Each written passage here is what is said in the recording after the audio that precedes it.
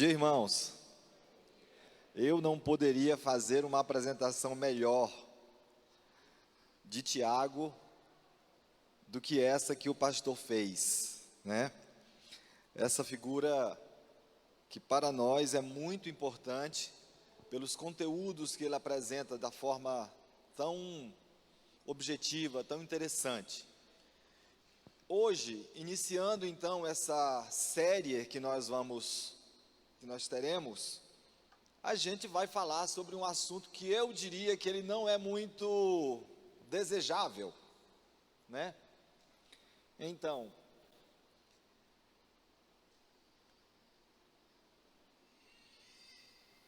e esse assunto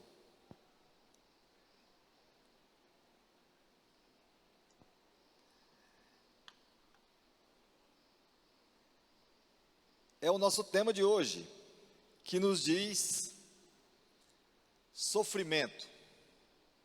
E tem uma perguntinha: motivo de alegria?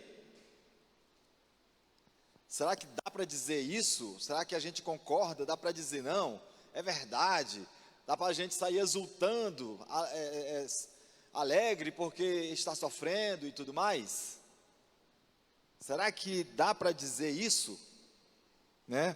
Será que é mesmo possível a gente dizer que, não, realmente, quando a gente sofre, a gente se alegra? Se nós levarmos esse pensamento muito em cima, muito insistirmos com isso, alguém pode até dizer: olha, eu acho que você não está muito certo, né? Porque de fato não é. Quando a gente pensa numa ideia como essa de sofrimento, a gente já fica logo: opa, peraí, cuidado, isso não é bem assim, eu não vou falar muito, porque senão eu vou trazer para mim e tudo mais. Mas são antagônicos, são contrários, sofrimento e alegria. E o nosso Deus, Ele é surpreendente. Por que que Ele é surpreendente? É muito importante que nós saibamos, né, que o nosso Deus, Ele tem umas coisas assim, que nos deixa preocupados. Por quê? Porque muitas vezes, quando todos dizem não, as circunstâncias dizem não, qual é a palavra de Deus?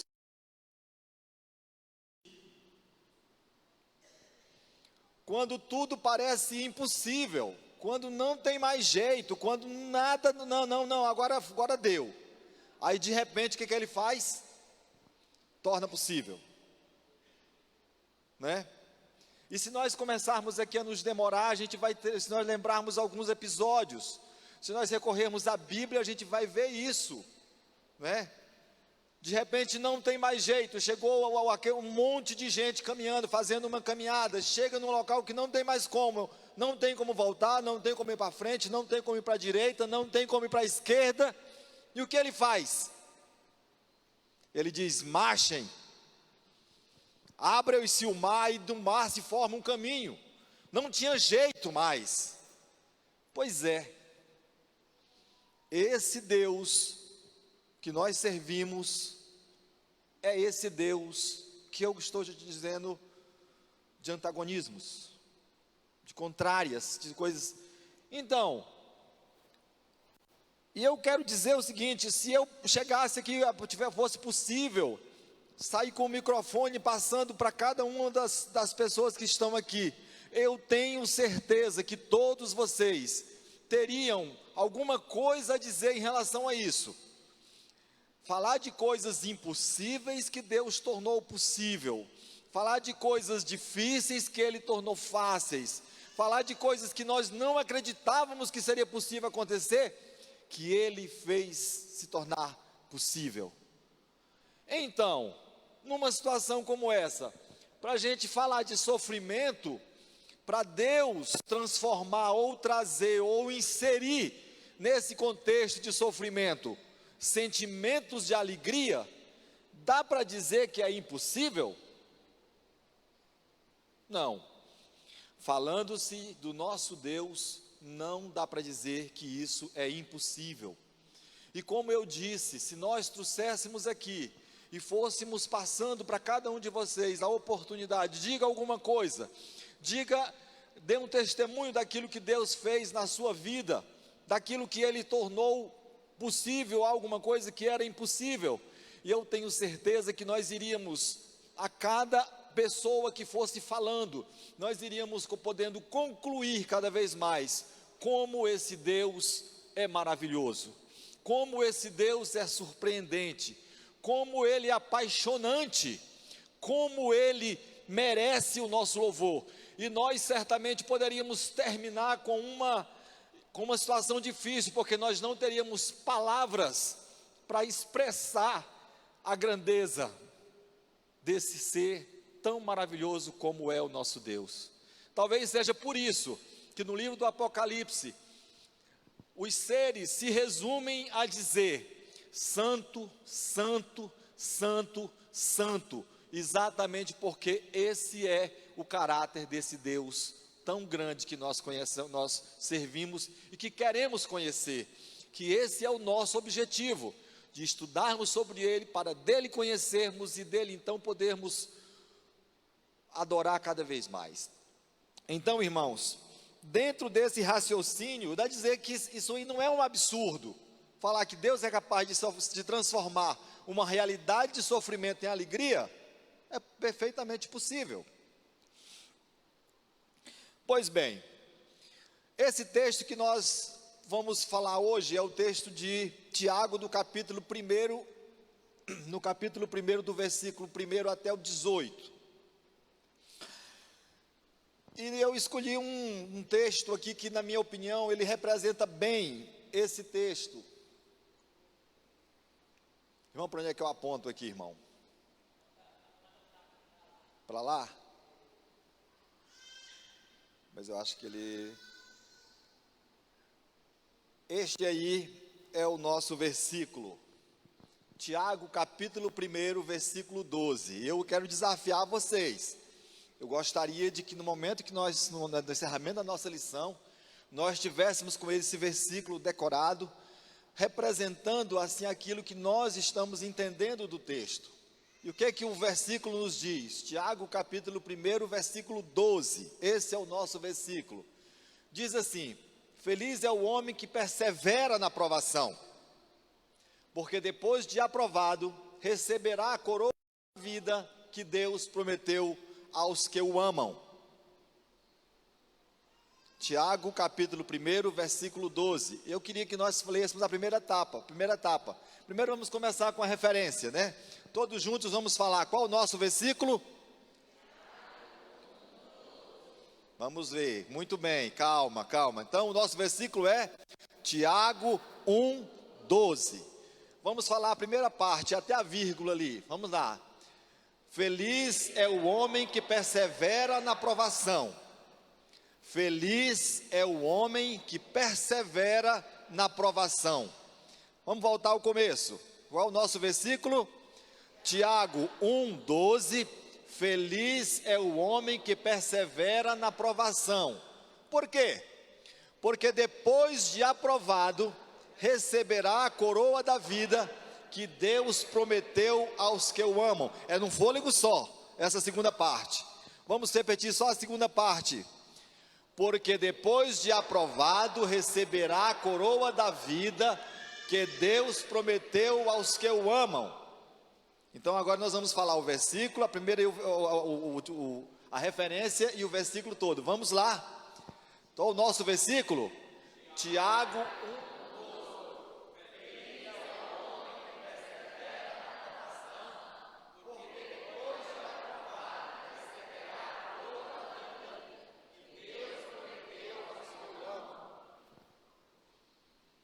Agora eu quero ouvir só os homens. Será que sai?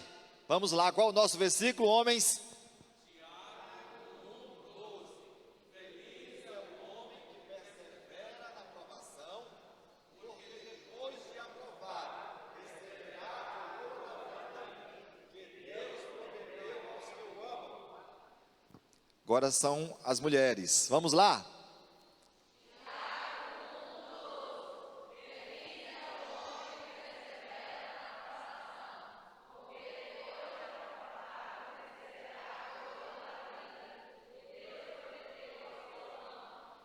Vejam só, feliz, dá para falar que alguém está sendo feliz sem dizer que ele está alegre? Não é possível. Então, feliz é a primeira coisa que vem, a felicidade, a alegria está presente. Que alguém está sendo feliz sem dizer que ele está alegre? Presente na vida deste ser humano, deste homem, desta mulher. Feliz é a primeira coisa que vem. Por que ele precisa se esforçar para estar feliz? Porque existe uma recompensa. Qual é a recompensa? Se faço isso corretamente, se eu faço isso dentro dessa dinâmica que Deus me sugere, posso receber a coroa da vida. Posso não, certamente receberei a coroa da vida. Por que eu vou receber isso? Porque é uma promessa. Deus prometeu. Eu posso falhar, você pode falhar, muita gente pode falhar. Deus falha? Sim ou não? Deus não falha. Portanto, se Ele prometeu, o que Ele vai fazer?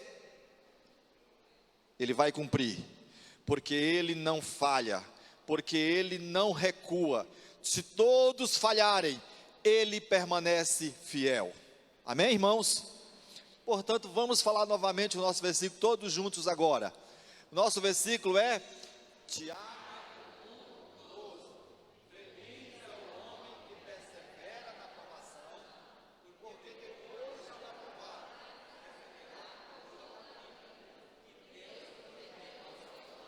aprovado. Muito bem. Então, diante disso, dá para dizer que a aprovação tem benefícios? Dá para dizer isso? Dá para a gente afirmar que a aprovação tem benefício? Pois bem, nós conseguimos encontrar no texto alguns benefícios que a aprovação pode nos trazer, que as provações nos trazem. O primeiro deles, que nós encontramos, aqueles que aceitam com humildade as provações, certamente alcançarão alguns ganhos. Quais são eles? Aprendem a ser perseverantes. Esse é o primeiro ganho.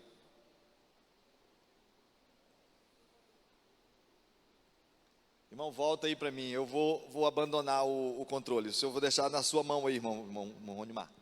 Pois bem, nós encontramos aqui um dos primeiros benefícios das provações é a perseverança. O que é a perseverança? Mas tem um versículo bíblico, o texto de Tiago, que nos leva a esse entendimento. Qual é o texto? Do versículo 2 ao 4, que diz o seguinte: meus irmãos, considerem motivo de grande alegria o fato de passarem por diversas provações, pois vocês sabem que a prova da sua fé produz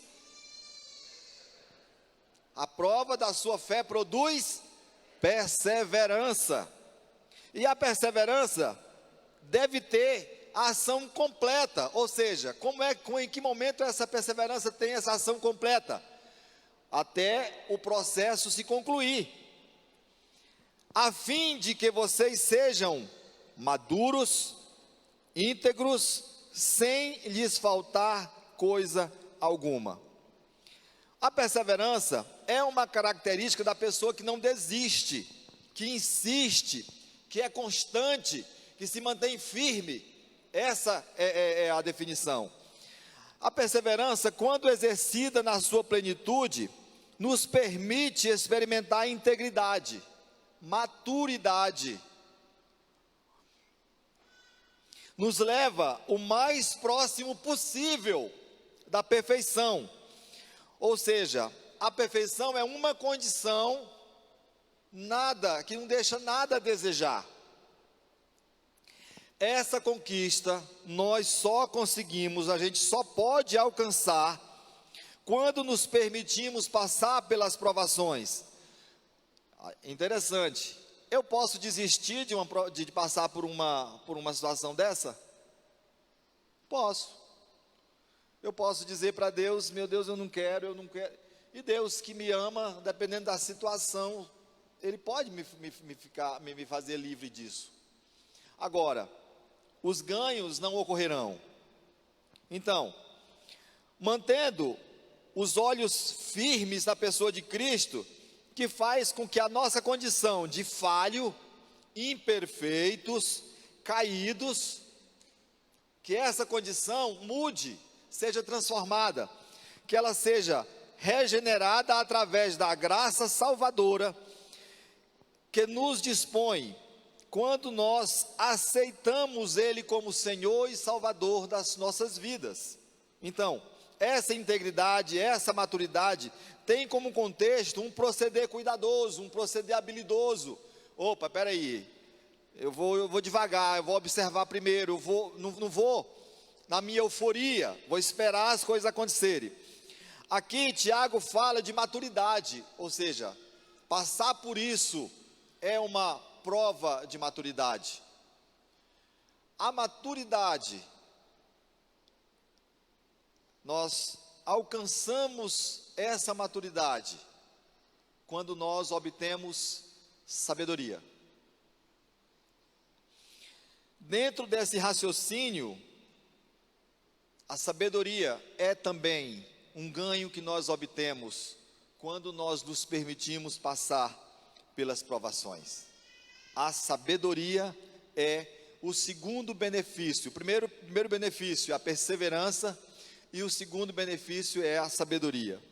Então, imediatamente, Tiago coloca isso a partir do versículo 5 e 8. Ele diz o seguinte: se algum de vocês tem falta de sabedoria, peça a Deus, que a todos dá livremente, de boa vontade, e lhe será concedida. Ou seja, se eu entendo, eu preciso ter sabedoria, eu preciso de sabedoria. E nós temos alguns episódios interessantes, inclusive um dos mais marcantes da história, não é, que nós temos o fato de que isso realmente aconteceu com Salomão, porque ele assumiu o reinado de seu pai, numa condição que ele não estava se sentindo confortável, e a primeira coisa que ele fez uma oração, uma das mais belas orações que eu acho, não é, que consta, que registra a Bíblia. Então, ele faz aquela oração, e nós temos a clara definição daquilo que Deus é capaz de fazer com alguém quando pede a Ele. E Salomão foi considerado um dos homens mais sábios, né? Por quê? Porque ele pediu a Deus sabedoria. Então, em que circunstância nós podemos receber? Tiago diz isso: quando nós pedimos com fé, sem duvidar. E ele esclarece por que isso acontece. Porque aquele que duvida é semelhante à onda do mar, levada e agitada pelo vento. Está aqui, daqui a pouco está lá, não apresenta constância, não apresenta segurança, a qualquer momento não dá para você contar, não, eu vou ficar aqui porque ela vem só até aqui, não, daqui a pouco ela te passa. Então, pela inconstância, não pense esse homem, esse inconstante, esse que duvida, esse que não tem fé, esse que não acredita naquilo que está pedindo, que ele receberá alguma coisa do Senhor. É alguém que tem mente dividida e é instável em tudo que faz. Pois bem,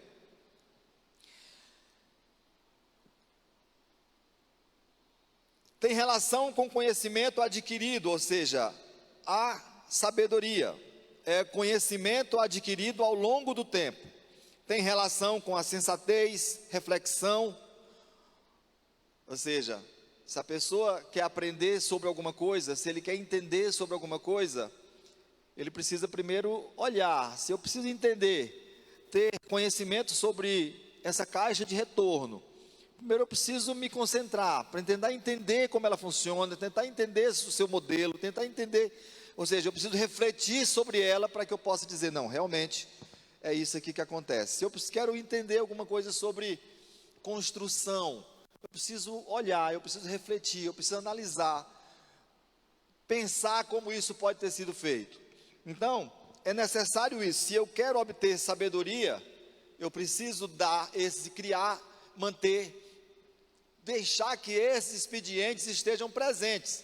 No caso das provações, exatamente, refletindo, por que isso está acontecendo? Por que isso aqui se deu dessa forma? Pois bem, lendo o texto sem refletir, a gente fica até meio, peraí, mas ele está falando de provação, de alegria, agora vem falar de maturidade, como é que é isso? Não tem uma ligação muito perceptível aí. Lendo o texto sem refletir, nós podemos chegar com a conclusão de que a sabedoria não tem relação com as provações, mas tem. A impressão é que Tiago deixa uma certa lacuna entre os versículos, é como se nós sentíssemos falta de algum versículo, algum texto, algum escrito dele ligando um texto no outro. Mas ele fala como se é algo que nós precisássemos. Nós precisamos de sabedoria para poder entender por que nós estamos passando por determinadas dificuldades. Precisamos observar isso, entender. Então, ele fala como se fosse uma necessidade importante. Sendo ela importante, nós não podemos deixar de ter. No caso, a sabedoria é uma necessidade que temos. Se temos essa necessidade, nós precisamos ir atrás dela. E aí, exatamente aí, quando ele coloca a urgência, a importância de fazer essa busca. E vai buscar a sabedoria onde? Em Deus. Por que buscar essa sabedoria em Deus? Irmãos, tem um versículo, ele não está na nossa lista de versículos, mas eu encontrei ele aqui. No livro de Provérbios, no capítulo 8, versículo 22 e 23. Olhem o que está escrito ali. O Senhor me possuía no início da sua obra. Antes de suas obras mais antigas, desde a eternidade fui estabelecida, desde o princípio, antes do começo da terra. A sabedoria, ela estava com Deus quando não existia nada. Ela já estava com Deus. Antes das suas obras, a Bíblia diz que antes das suas obras mais antigas, ela estava presente com Deus. Ela pertencia a Deus. E é por esse motivo que, se nós quisermos sabedoria, nós podemos pedir a Deus, porque Ele é quem a possui. Ele é quem detém, vou dizer assim, essa condição de sábio, só Ele. Ela é definitiva para o sucesso, para o nosso futuro. Tem um outro versículo, já no capítulo 24 de Provérbios, que diz o seguinte, versículo 13 e 14. O versículo diz assim: coma mel, meu filho, é bom. O favo é doce ao paladar. Até aqui ótimo, né? Saiba que a sabedoria também será boa para a sua alma. Se você a encontrar, certamente haverá futuro para você, e a sua esperança não vai decepcioná-lo. Vimos a ligação aqui que o escritor faz, ou seja, você gosta de mel? Ele te faz bem? Pois coma mel. Eu quero então te dizer que Se o mel faz bem para o seu corpo, ache sabedoria, que ela faz bem para a sua alma. Busque a sabedoria, que ela fará bem para a sua alma. Então, a sabedoria, nós precisamos dela e conseguimos ela quando a gente aceita passar pelas provações, não reclamando, não brigando, não discutindo, não murmurando, mas buscando alegria ao passar por elas. A gente também consegue sabedoria. Mas tem um outro benefício que as provações nos trazem: humildade. E Tiago apresenta isso do versículo 9 ao 11. Ele diz assim: o irmão, porém, na condição humilde, glorie-se na sua dignidade, e o rico na sua insignificância, porque ele passará como a flor da erva, porque o sol se levanta como o seu ardente calor, e a erva seca, e a sua flor cai, e desaparece a formosura do seu aspecto. Assim também murchará o rico em seus caminhos. O texto acima, ele nos apresenta duas condições de pessoas que para Deus não tem diferença alguma. O primeiro recebe um conselho, devendo considerar que o fato que importa é a sua dignidade, é a forma como ele se conduz com aquele contexto. Ou seja, o fato dele ser pobre não o obriga a não ter caráter, a não ter dignidade. Então, ele ressalta isso, glorie-se na sua dignidade. Então, o segundo deve levar em consideração a insignificância dos seus bens. Por quê? Esses bens que se possui, que se tem aqui na terra, eles não possuem valor eterno. E ele é incentivado a fazer essa busca desse valor, desse bem de valor eterno. Então ele está dizendo: olha, a insignificância dos seus bens, glorie-se nisso, nesse fato, porque isso não vai sair daqui. E os bens terrenos, eles não possuem valor eterno. Assim, a eternidade propõe um nivelamento. Pelo quê? Aquele que está em cima, que se julga acima do outro, desça. Aquele que está lá embaixo, que se nivele. Ou seja, a eternidade propõe o nivelamento de ambos. Não existe essa diferença na eternidade. O texto fala ainda da transitoriedade da condição do homem enquanto está vivendo nessa terra. Ou seja, eu costumo dizer, nessa dimensão da vida. Isso quer dizer que, falando de bens materiais, esse amor a esses bens, isso é somente para essa vida. O que quer que o homem possua, ou não possua, essa condição se aplica somente e somente só a essa dimensão da vida.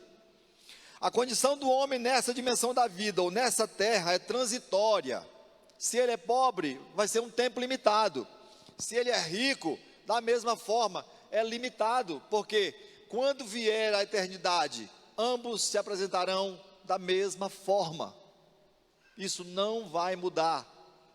Então, não adianta esse homem se orgulhar da sua condição aqui, se rico ou se pobre. Porque vocês sabem, né, irmãos? Tem gente que se orgulha porque é rico, e tem outros que se orgulham porque é pobre. Existe essa situação. Então, essa condição, ela vai se desfazer exatamente no momento que a vida de ambos se interromper aqui, nessa dimensão da eternidade, nessa dimensão da vida. Então, nada disso, riqueza ou pobreza, irá para a eternidade. Então, o que de fato faz a diferença nessa situação? O que faz a diferença é a forma como esse homem reage ao perdão oferecido por Deus. A diferença se dá exatamente como esse homem reage. Se ele recebeu o perdão de Deus, ok, não interessa se pecou, se foi rico, se é pobre, recebeu, acolheu o perdão, ótimo. Agora, se ele,